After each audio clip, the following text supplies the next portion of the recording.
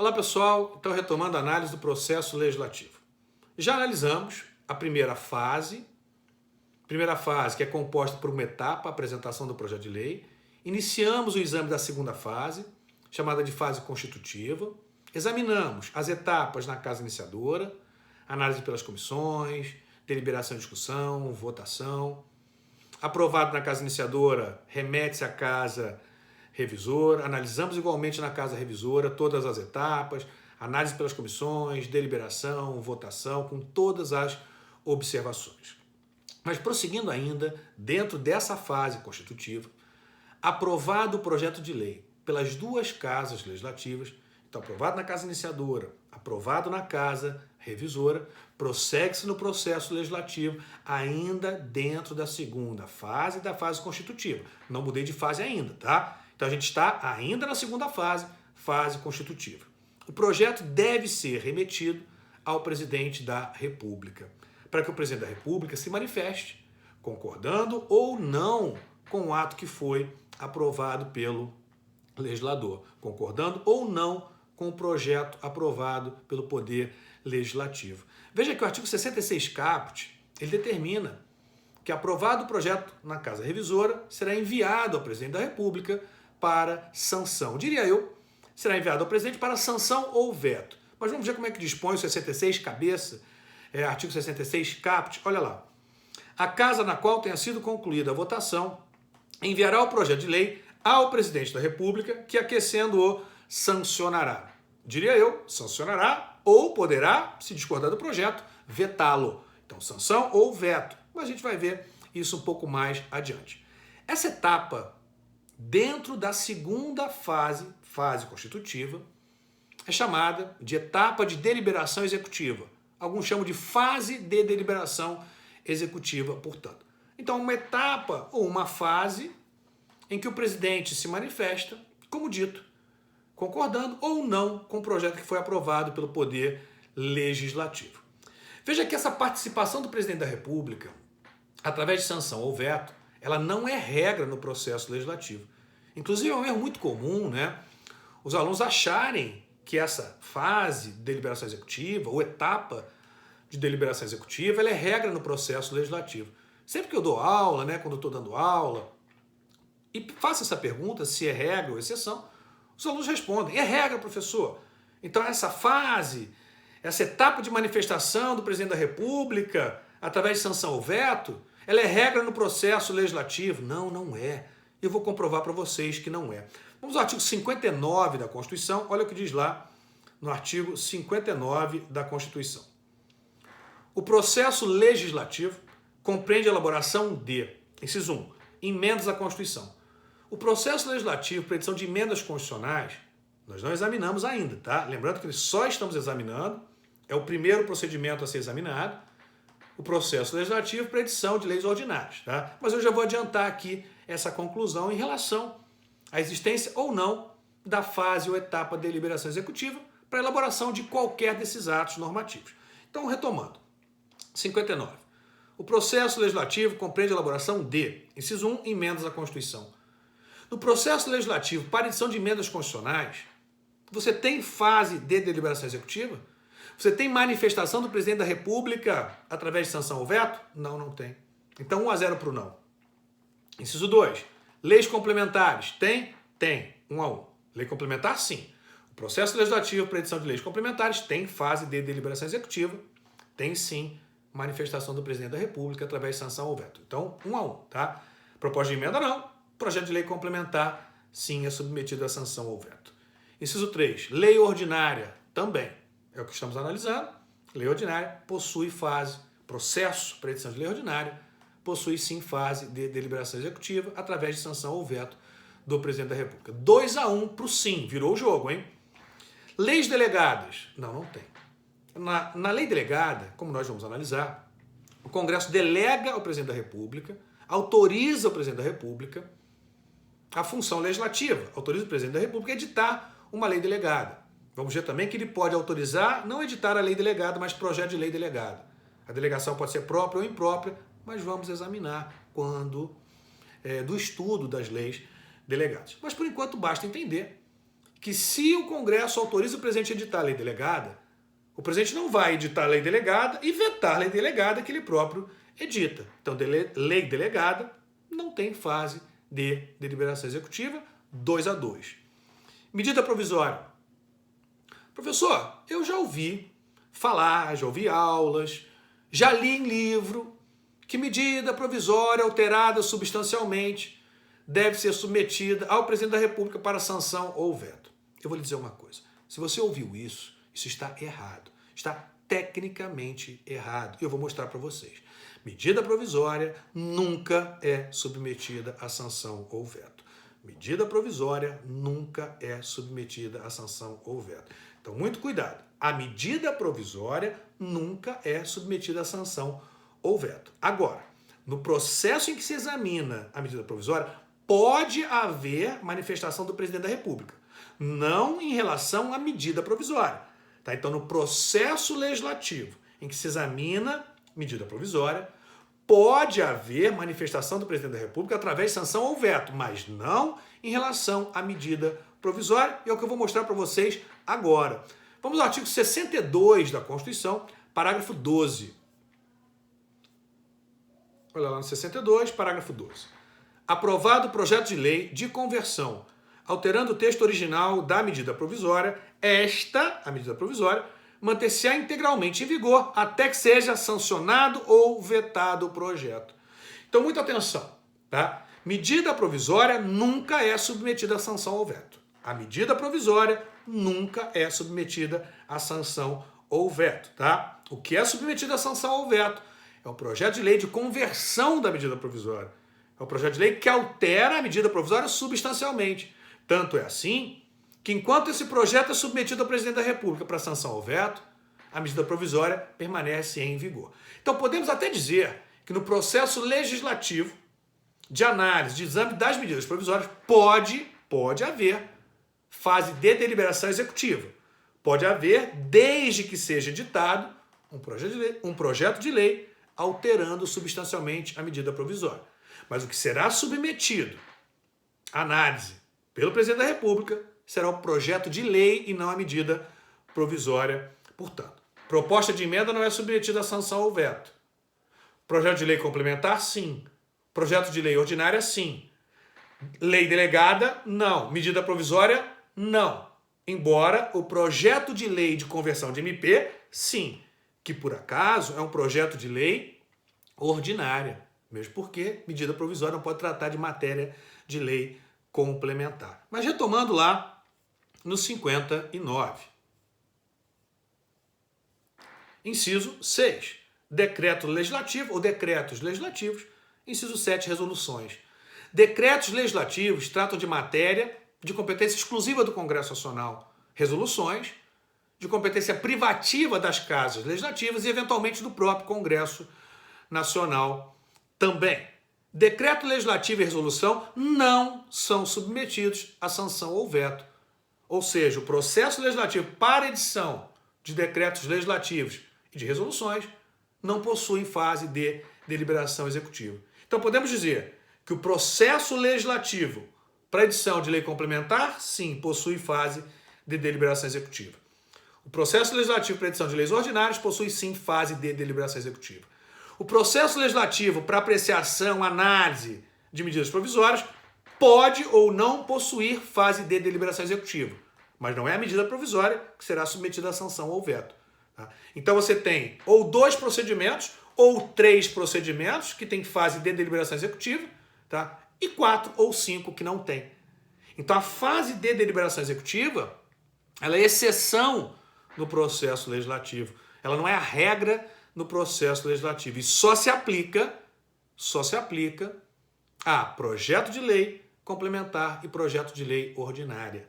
Só se aplica, sanção ou veto, a projeto de lei complementar e projeto de lei ordinária. Lembrando, uma vez mais, que o projeto de lei de conversão da MP é um projeto de lei ordinária, porque MP não pode tratar de matéria de lei complementar. Então, retomando, o veto, diferentemente da sanção, o veto deve ser sempre expresso e motivado. O veto deve ser sempre expresso e motivado. Tá? A sanção pode ser expressa ou tácita. A sanção pode ser expressa ou tácita. Muito cuidado. Sanção expressa, o presidente formalmente concorda com o ato que foi aprovado pelo legislador. Então, na sanção expressa, o presidente se manifesta formalmente concordando com o projeto de lei aprovado pelo Poder Legislativo, portanto. Já na sanção tácita, o presidente não se manifesta formalmente. A sanção tácita, ela decorre do silêncio do presidente, da sua não manifestação no prazo exigido pela Constituição, como mostrado, olha lá, 66, parágrafo 3º, decorrido o prazo de 15 dias, o silêncio do presidente da República importará a sanção. Então, decorrido o prazo de 15 dias, o silêncio do presidente da República importará sanção. 15 dias, atenção, hein? 15 dias úteis, porque esse parágrafo 3º deve ser interpretado sistematicamente com o parágrafo 1º do mesmo 66. Olha o parágrafo 1º. Se o presidente da República considerar o projeto um todo ou em parte inconstitucional ou contrário ao interesse público, vetá-lo-á total ou parcialmente no prazo de 15 dias úteis, contados da data do recebimento, e comunicará, dentro de 48 horas, ao presidente do Senado Federal os motivos do veto. Veja, 15 dias úteis. Então, se o presidente tem 15 dias úteis para vetar, não pode haver sanção tácita antes desses 15 dias úteis.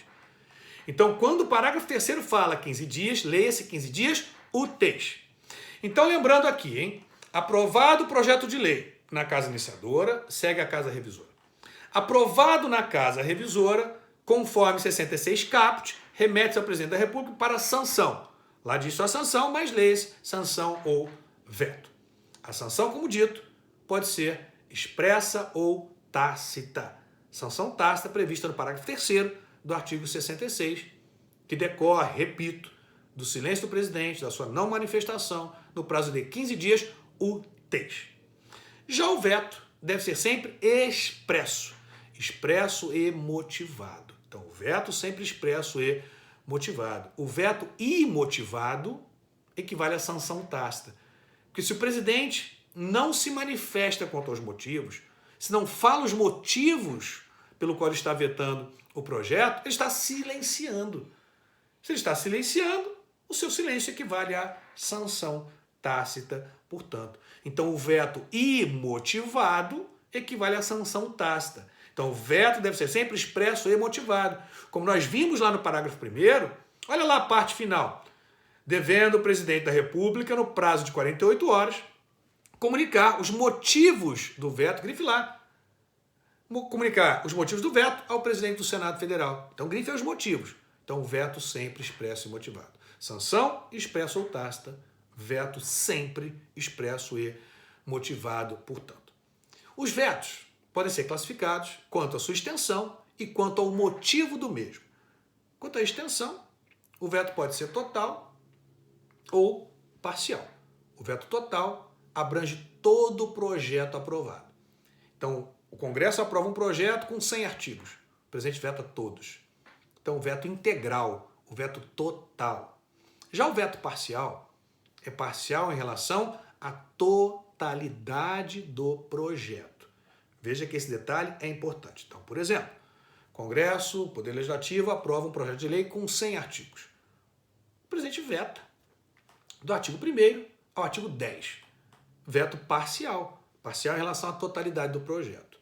Mas o veto não pode ser parcial em relação ao dispositivo que se veta. Por exemplo, se o presidente vetar desse projeto de 100 artigos, vetar o artigo 90, tem que vetar o artigo 90 todo. Se ele vetar o parágrafo 9º do artigo 10, tem que vetar o parágrafo 9º todo. Se ele vetar o inciso 30, tem que vetar o inciso 30 todo. Se ele vetar a linha Z, tem que vetar a linha Z toda, portanto.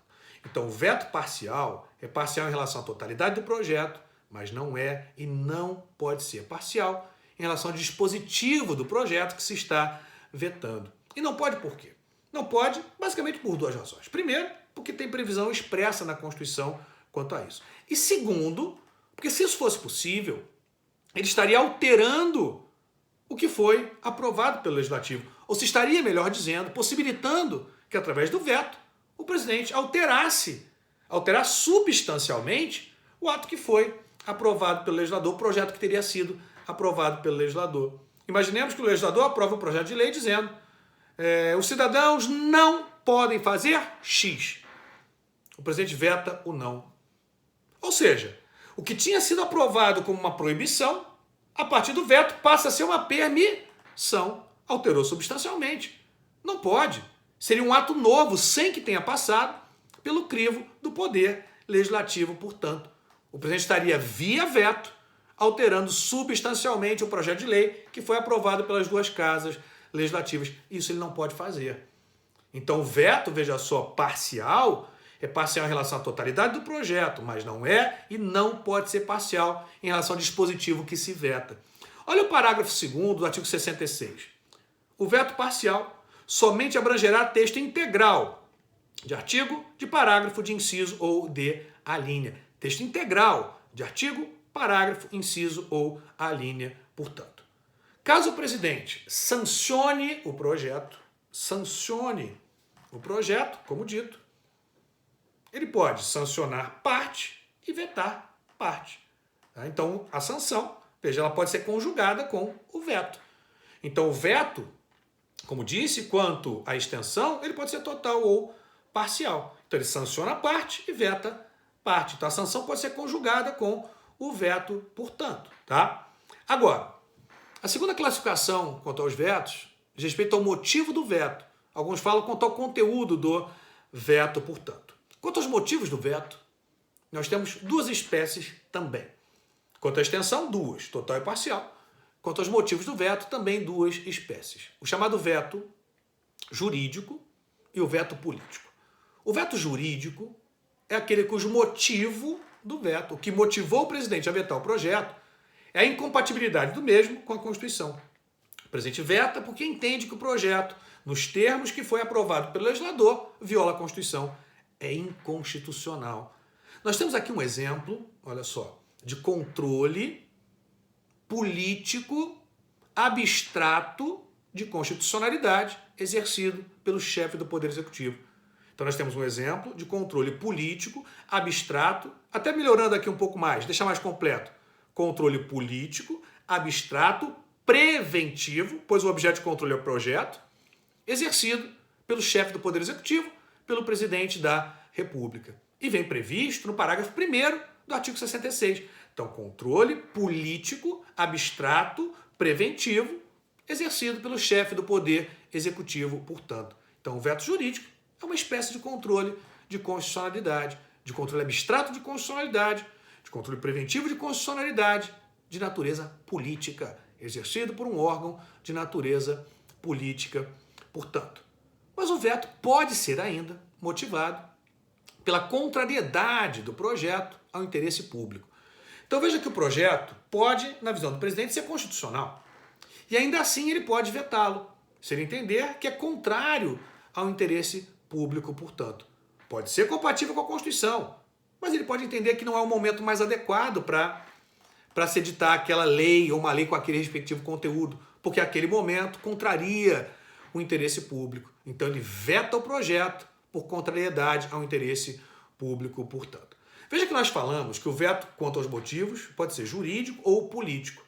Muito cuidado, porque isso é uma nomenclatura que se dá aos vetos, pois a natureza do veto é de um ato político. Tanto é assim que o veto jurídico nós chamamos de controle político de constitucionalidade, porque o veto, quanto à sua natureza, é de um ato político. E ele pode, sim, ser chamado de jurídico, pois o argumento para o veto, os motivos do veto, são motivos técnicos jurídicos.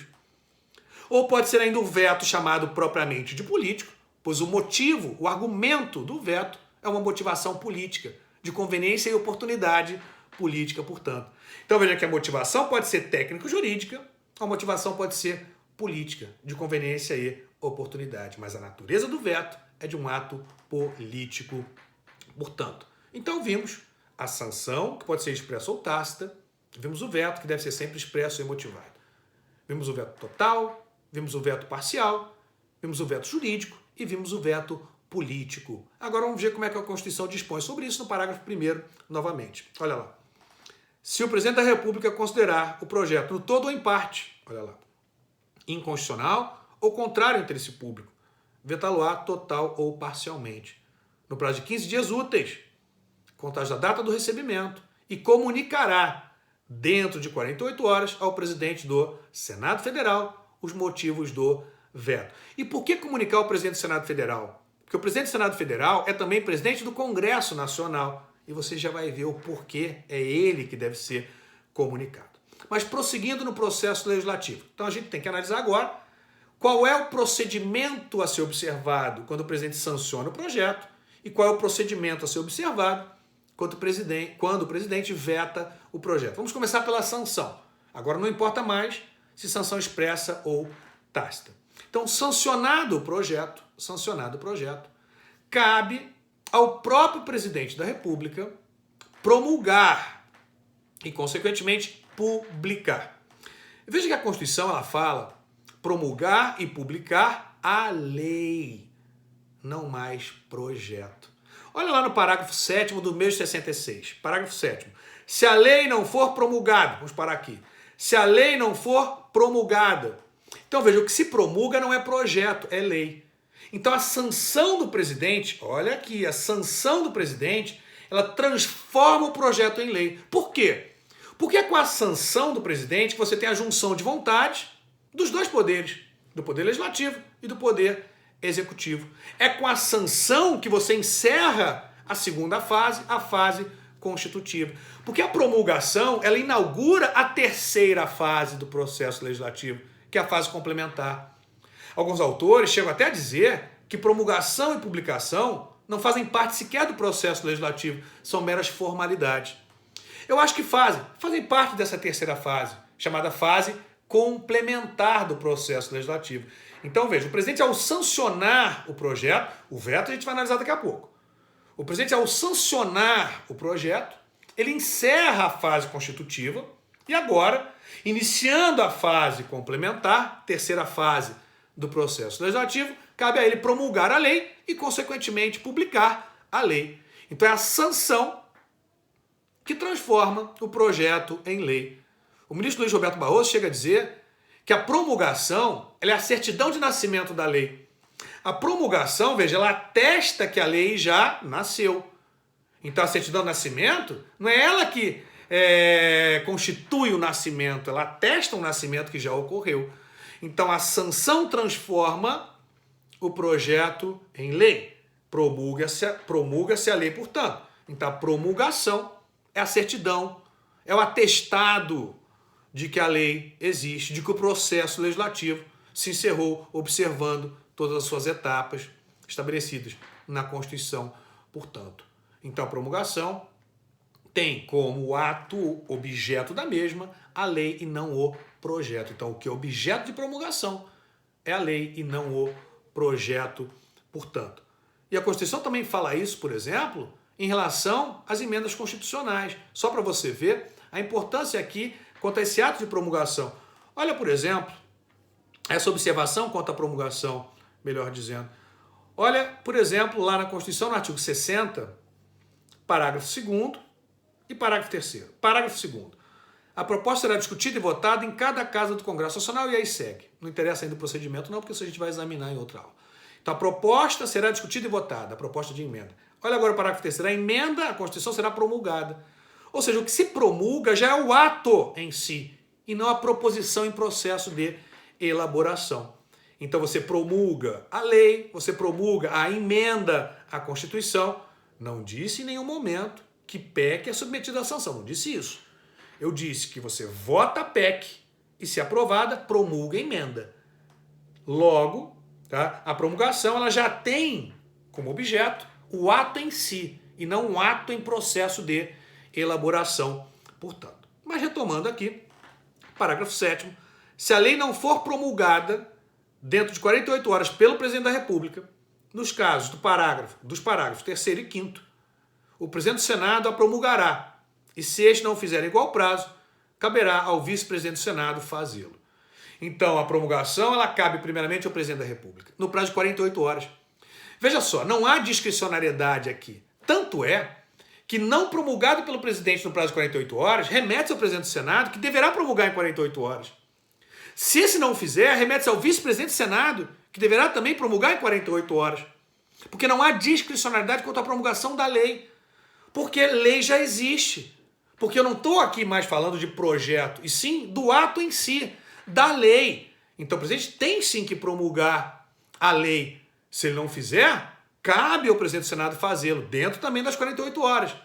Se esse não fizer dentro de 48 horas, ao vice-presidente do Senado, também dentro do prazo de 48 horas.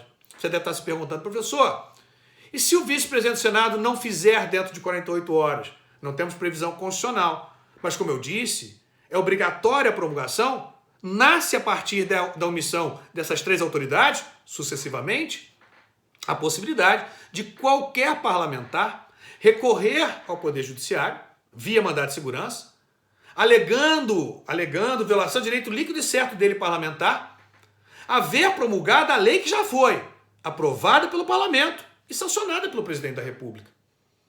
Logo, você tem a violação de direito líquido e certo, a promulgação da lei. Então o pedido vai ser para que o STF determine as autoridades responsáveis que a lei seja promulgada. Porque, repito, a não promulgação da lei viola direito líquido e certo do parlamentar haver promulgado uma lei que foi objeto de aprovação tanto do Poder Legislativo como do Poder Executivo. Já houve essa junção de vontades, portanto. E quem promulga, publica. Quem promulga, publica, portanto. A publicação é condição de eficácia da lei. A publicação é condição de eficácia da lei. Portanto, a promulgação atesta que o processo legislativo formalmente se encerrou e já existe uma nova lei no ordenamento jurídico, portanto. Você está formalizando, tá? Formalizando que essa lei já foi introduzida ou está ali sendo introduzida no sistema jurídico formalmente, tá? A publicação visa dar conhecimento à sociedade que já existe uma nova lei no sistema, é condição de eficácia da mesma. Se não disser nada, passa a ter eficácia 45 dias após a sua publicação, salvo disposição em sentido contrário, conforme a lei de introdução às normas do direito brasileiro, tá? A LINDB, né? Normas de introdução ao direito brasileiro, portanto. Então, publicada, ela inicia o seu período de eficácia a partir dos 45 dias, salvo se na própria publicação houver disposição em sentido contrário. Então, o presidente promulga e publica. Se não for o presidente do Senado Federal, promulga e publica. Se não for o presidente do Senado Federal, vice-presidente do Senado Federal, promulga e publica. Quem promulga, publica a lei, portanto. Então, vimos a hipótese em que o processo legislativo se encerra havendo sanção. Mas pode não existir sanção, é o que a gente vai examinar agora. Então, a gente vai retomar um pouquinho a segunda fase, a fase constitutiva. Lembrando, promulgação e publicação são etapas da fase complementar da terceira fase. O veto se encontra ainda na segunda fase, na fase constitutiva. O presidente pode não concordar com o projeto. Já vimos que ele pode não concordar porque entende que é inconstitucional, ou pode não concordar porque entende que é contrário ao interesse público. Então ele veta o projeto, portanto. Vetado o projeto, veja, ele veta o projeto, não veta a lei. Vetado o projeto, você não sai da segunda fase constitutiva. O veto deve ser submetido ao Congresso Nacional. Você permanece ainda na fase constitutiva. Olha o que diz a Constituição, lá no mesmo artigo 66, respectivamente, parágrafos 4º, 5º e 6º. Parágrafo 4º. O veto será apreciado em sessão conjunta dentro de 30 dias a contar do seu recebimento, só podendo ser rejeitado pelo voto da maioria absoluta dos deputados e senadores. Parágrafo 5º. Se o veto não for mantido, será o projeto enviado para promulgação ao presidente da República. Vou fazer um comentário aqui importante em relação a esse parágrafo 5º. Parágrafo 6º. Esgotado sem deliberação o prazo estabelecido no parágrafo 4º, de 30 dias, o veto será colocado na ordem do dia da sessão imediata, sobrestadas as demais proposições até a sua votação. Então veja que o parágrafo 4º fala 30 dias contados do recebimento do veto. Então o presidente veta, tem 48 horas para comunicar os motivos do veto ao presidente do Senado Federal. Comunica. Presidente do Senado, protocolado. Tá? O presidente do Senado recebe o comunicado desse veto. A mesa recebe o comunicado desse veto. Diz a Constituição que a partir desse momento já estaria contando os 30 dias para a apreciação do veto. Portanto, sob pena de trancamento de pauta. Mas o que aconteceu na prática? O Congresso não observava esse dispositivo. O presidente vetava, comunicava o presidente do Senado Federal, o presidente do Senado Federal não convocava uma sessão conjunta para apreciação dos vetos. E diversos vetos foram acumulando. Chegamos ao momento que se tinha mais de 3 mil vetos pendentes de análise no Congresso Nacional. O STF foi instado a se manifestar, se manifestou ainda a título de decisão provisória, e eu trago para vocês, veja aqui a manifestação do STF. MS 31816, mandado de segurança 31816.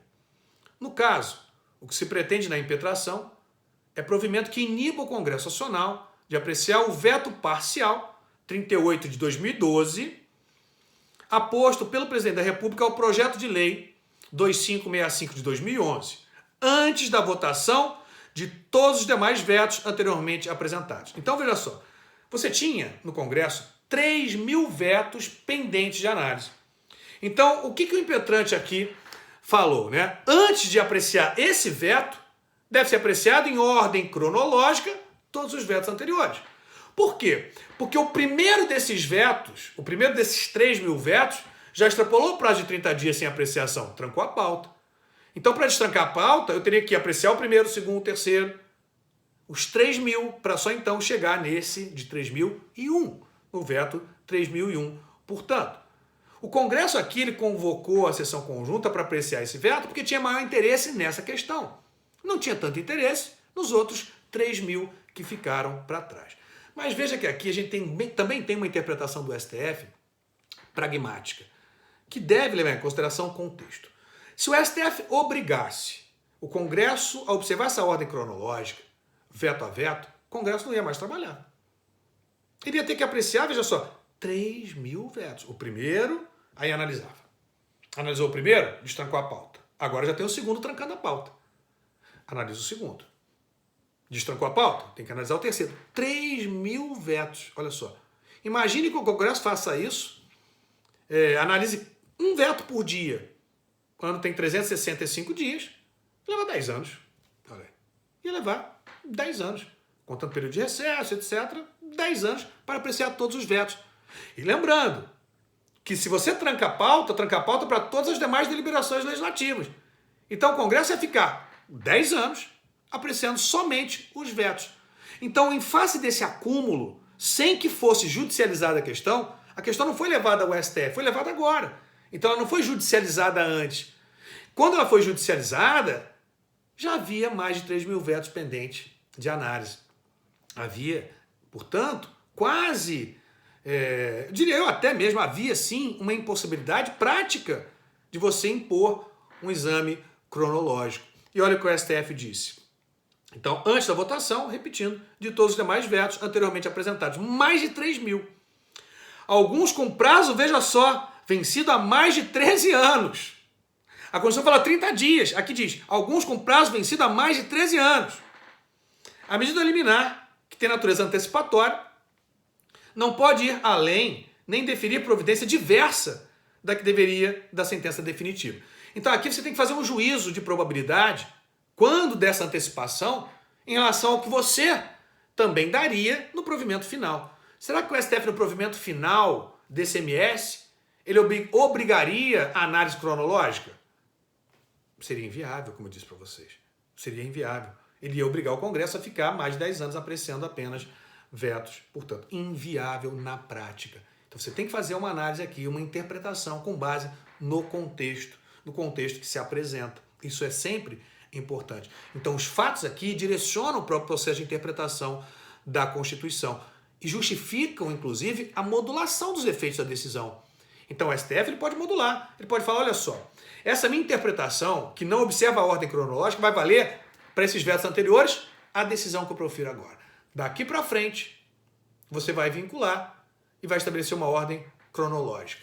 Então ele pode modular a partir dessas circunstâncias fáticas. Seguindo lá.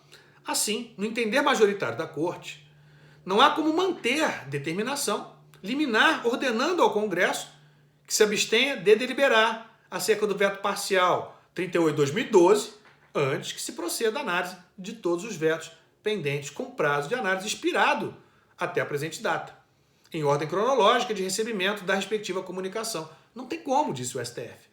Isso porque se mostra pouco provável que tal determinação venha a ser mantida no julgamento definitivo da demanda, especialmente pela gravidade das consequências que derivariam do puro e simples reconhecimento, com efeitos ex tunc, da inconstitucionalidade da prática, olha só, da prática, até agora adotada pelo Congresso Nacional no processo legislativo de apreciação dos vetos presidenciais.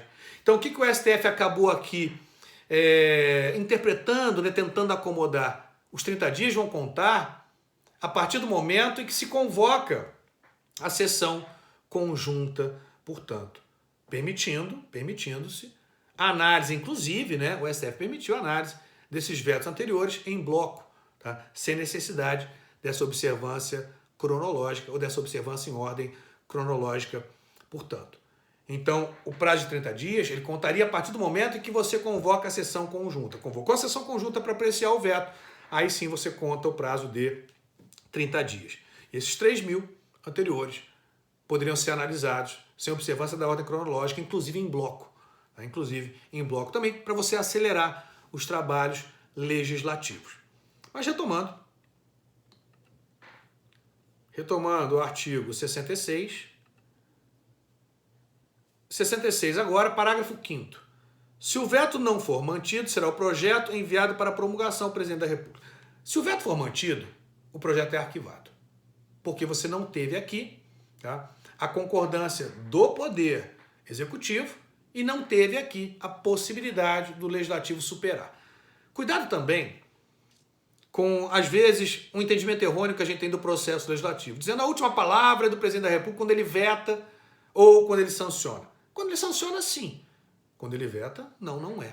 A última palavra, portanto, ela é do Poder Legislativo. Porque o Poder Legislativo ele pode derrubar o veto aposto pelo presidente da República. Então a última palavra é do Poder Legislativo, porque se trata de processo legislativo. Se eu estou falando de processo legislativo, a última palavra é sim dele, Poder Legislativo.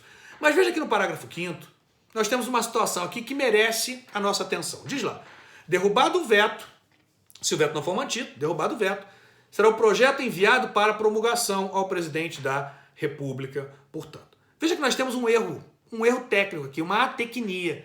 Porque você tem aqui uma incongruência entre o parágrafo 5º e o parágrafo 7º.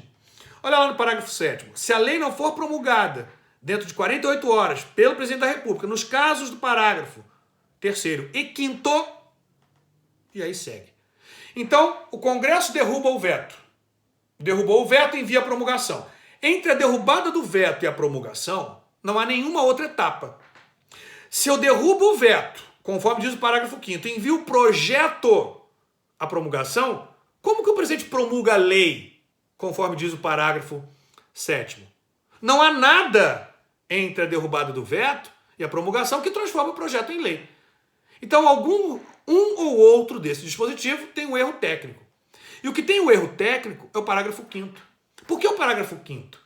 Porque a derrubada do veto serve para suprir a ausência de sanção. Sanção que transforma o projeto em lei. Se ela serve para suprir a ausência de sanção, ela transforma o projeto em lei, portanto. E o correto aqui é o parágrafo 7º. O que se promulga é lei. Então você tem aqui um erro técnico, uma atecnia. Então, derrubado o veto, envia-se, portanto, a promulgação, a lei e não o projeto de lei, como diz o parágrafo 5º do artigo 66.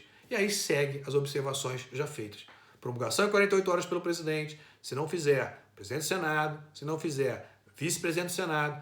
Se não fizer, a possibilidade da questão ser judicializada. Publicado, portanto, a lei passa a ter eficácia se não dispuser em sentido contrário, 45 dias após a sua publicação. Mas pode ser estabelecido, como nós sabemos, período de vacácio. Então aqui, para finalizar, sanção transforma o projeto em lei. Se não houver sanção e sim veto, a derrubada do veto transforma o projeto em lei. A promulgação e publicação integram a terceira fase do processo legislativo, a fase constitutiva.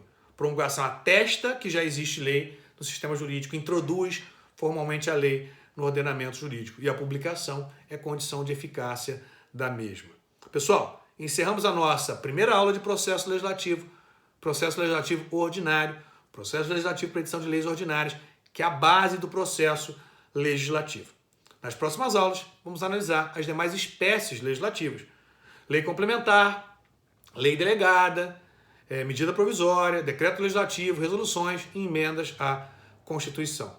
Abraço a todos, aguardo vocês na próxima aula. Até lá!